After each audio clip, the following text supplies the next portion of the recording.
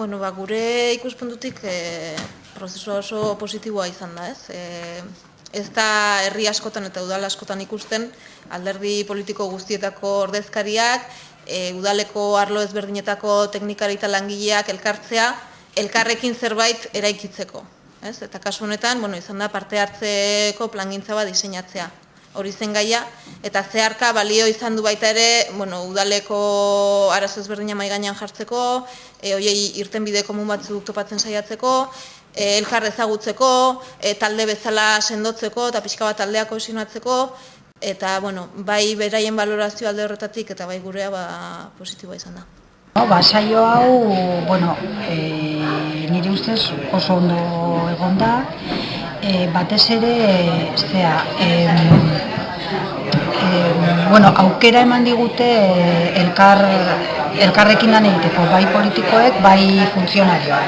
La experiencia a la espera de los resultados, que confiemos en que lleguen, me parece positiva. Por el grado de unión que hemos tenido entre todos los miembros políticos y técnicos del ayuntamiento y porque ya era hora de que hubiese este grado de compañerismo y de unión.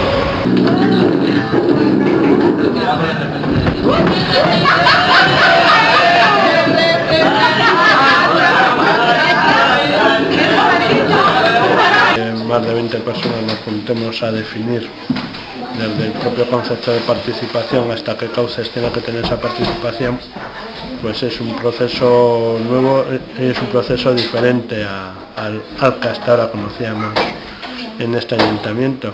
Nos hemos encontrado gentes pues que, como quien dice, apenas sabíamos de nuestra existencia, ¿no? Y yo pienso que ciertamente, y aun a falta de la concreción de lo que hemos estado hablando durante estas 4 sesiones, pues el ambiente ha sido francamente bueno y eso sin duda va a repercutir en que las bases que tomemos hacia futuro sean por lo menos compartidas. Pentsatzen dute aukera bat izan dela gure artean elkar ezagutzeko, eta nire ustez oraintze daukagun erronka da, bai hau gero praktikan zelan jarriko dugun eta udaletzean zertan nabarituko dan.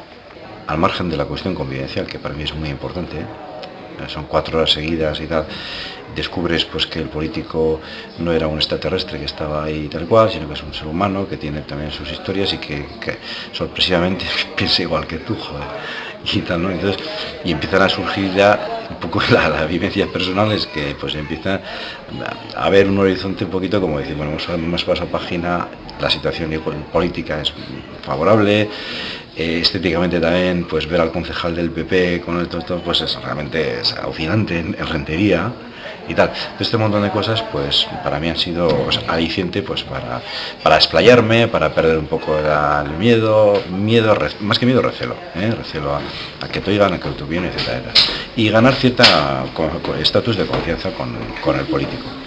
Eta helburua dira prestigioa berreskuratzea eta konfiantza giroa sortzea. Parte hartzearen inguruko lanketa sakona egin dugu, espero baino sakonagoa gainera. Gauza asko atea dira, komunikazioa, oinarri batzuk ere, eta udaletxean zein herrian falta dien egiturak, falta dien koordinaketa, komunikazio sistemak eta holakoak atea dira. Eta orokorrean oso balorazio positiboa ateako dut. Osea, ni uste, kriston lan egin dugu, lau sesio egin dugu, eta oso ondo jundia. Batez ere komunikazio aldetikan, ze izan da atea dugun, behintzat ni atea dudan idei nagusia, herri honetan komunikazioa eta koordinaketa ezinbestekoa da. Lana polita izan dela, eta hemendikan aurrea, aber frutuak eta ateatzen dian edola. Ni uste, lehenengo pausua eta oinarria hartu degula. Pues la valoración que hago es positiva, eso es una cosa, para mí es algo nuevo y para el ayuntamiento ha sido algo nuevo y espero que de este proceso salgan algunos programas concretos de mejora de las relaciones del ayuntamiento con los ciudadanos y con la gente del pueblo.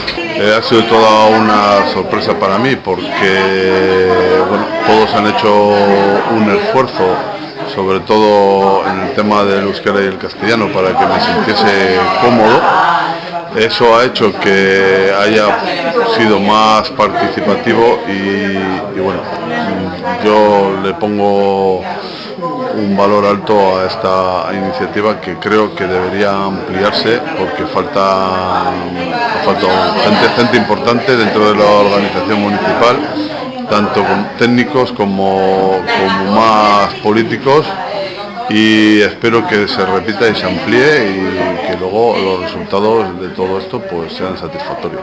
El ambiente muy bueno. De verdad que ha sido toda una sorpresa, lo tengo que decir sinceramente.